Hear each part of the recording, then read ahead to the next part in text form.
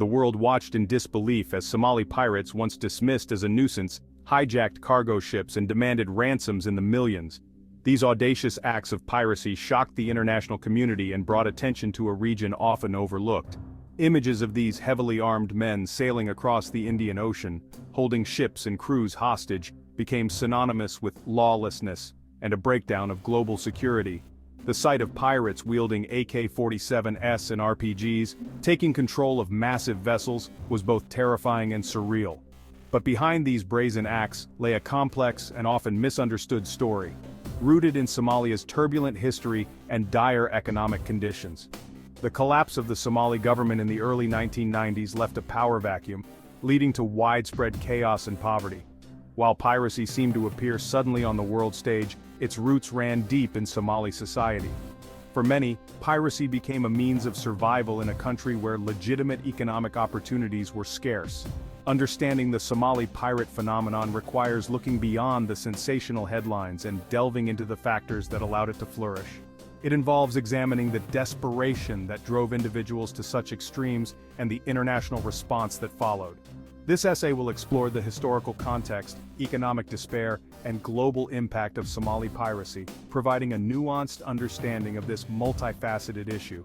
By shedding light on the underlying causes, we can better comprehend the challenges faced by Somalia and the broader implications for global maritime security.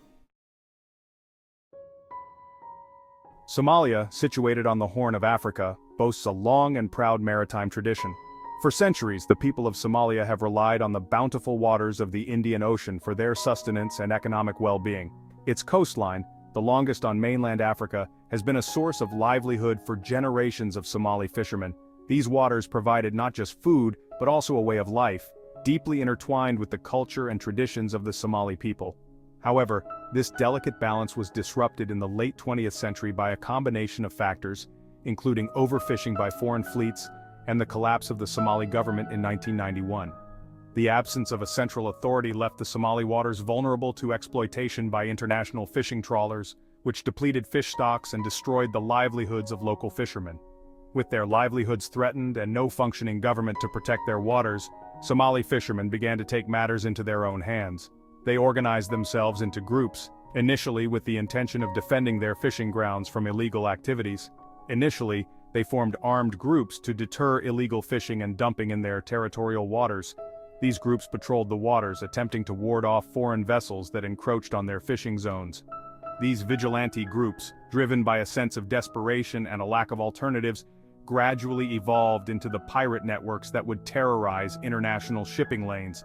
What began as a fight for survival and protection of their resources turned into a more organized and dangerous form of piracy, affecting global maritime trade and security.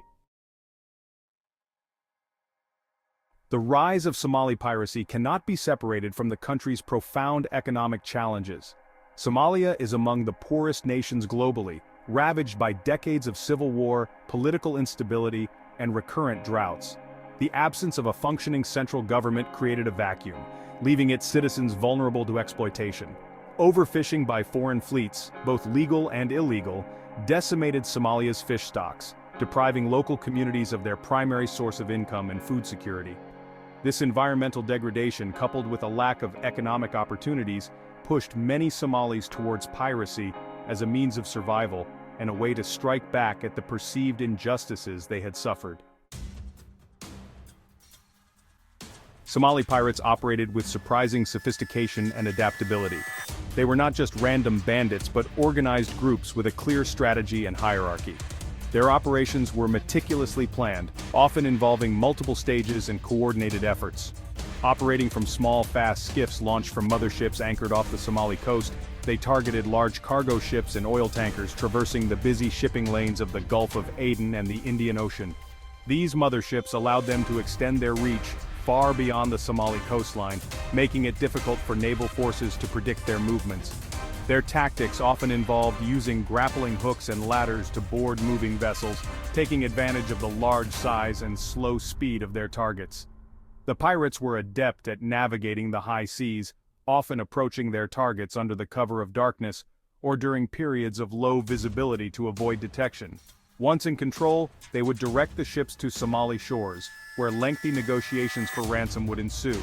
These negotiations could last for weeks or even months, with pirates demanding millions of dollars in exchange for the safe release of the ship and its crew. Contrary to popular belief, Somali pirates rarely harmed their hostages, understanding that their value lay in securing a payout. They provided basic necessities to the hostages, ensuring their well-being to maintain leverage during negotiations. This pragmatic approach was a key element of their strategy, as the safety of the hostages was directly linked to the success of their ransom demands.